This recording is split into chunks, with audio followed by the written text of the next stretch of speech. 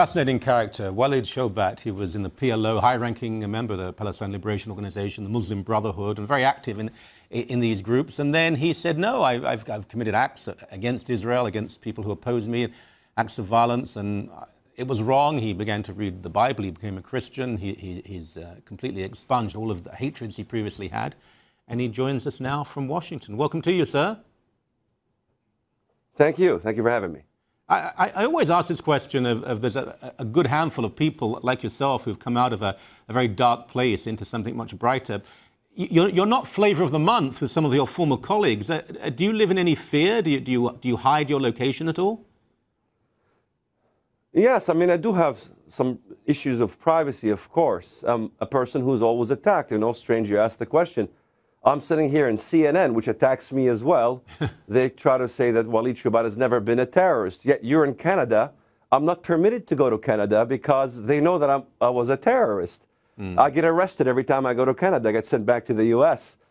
Yet the Canadians have no problems seeking my help to expose terror supporters. In fact, the Peel Police, I've worked with them as well.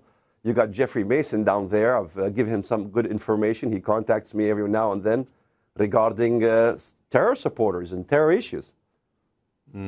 It's so paradoxical. Let's talk a little bit about this, because CNN, obviously they have certain politics, but they speak to many people. What is this suicidal impulse in the West, where people are reluctant to expose and condemn the very enemy who want to kill them? I mean, people on CNN, you have a lot of people very liberal, they may be gay, feminist, they'll be the first victims of Islamism, but they'll pretend that it's not a threat.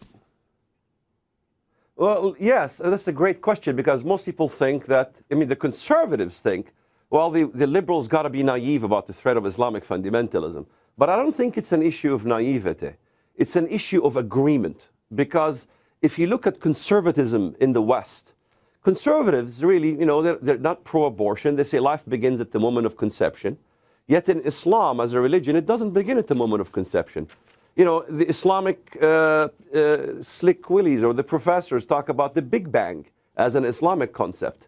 They talk about al-ishtirakiyya al-islamiyya, which is Islamic socialism, which, tickles the ears of the Al Gores of the world. Environmentalism also is in this Islamic movement.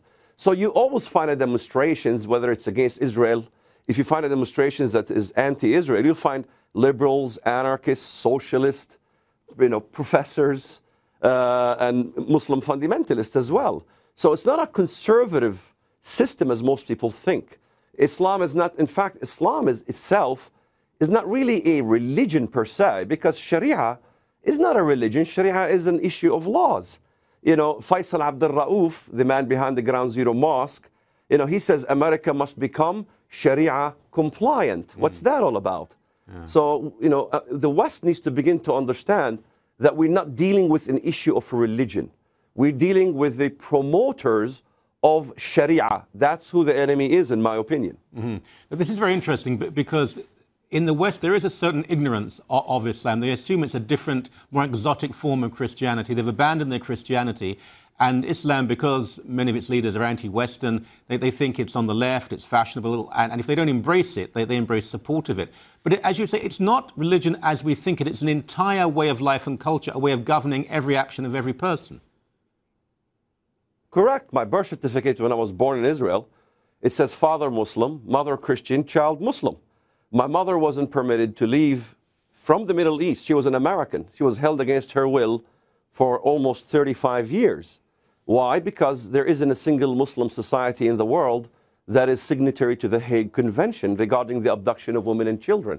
Who here in the West is asking the question about the Hague Convention? Who's asking questions even here during this election about Obama's Islamic connections? His uncle Saeed Obama visits the Muslim World League, which supports terrorism.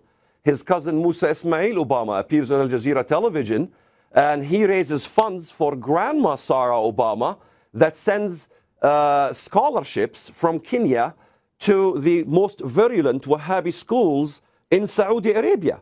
Yet it's a taboo to discuss Obama's family and relatives who are not just Muslims, but Islamists of the most virulent sect of Wahhabism. You could watch it on Al Jazeera. In the Middle East, we can discuss Obama's Islamic connections, but in the West, especially here where I'm sitting in CNN, it is a taboo. We created taboos, and we talk about freedom of speech in the West. Well, I think it's even extended to Fox now. There's a limit to what you can say. I've always said this. I don't believe that Obama's any more Muslim than he's a Christian. Right. But he has connections. His family connections are extremely worrying. Yes. I mean, Saeed Obama is his favorite uncle. Sarah Obama is his grandmother. They came to the inauguration. He has a brother named George Obama. His mother, George's mother, is a Christian, comes from a Christian family. Yet Obama has more closer connections to the Muslim side of his family in Kenya, but not the Christian side of his family in Kenya. So there is, this, I lived in this kind of culture. My mother was a Christian American.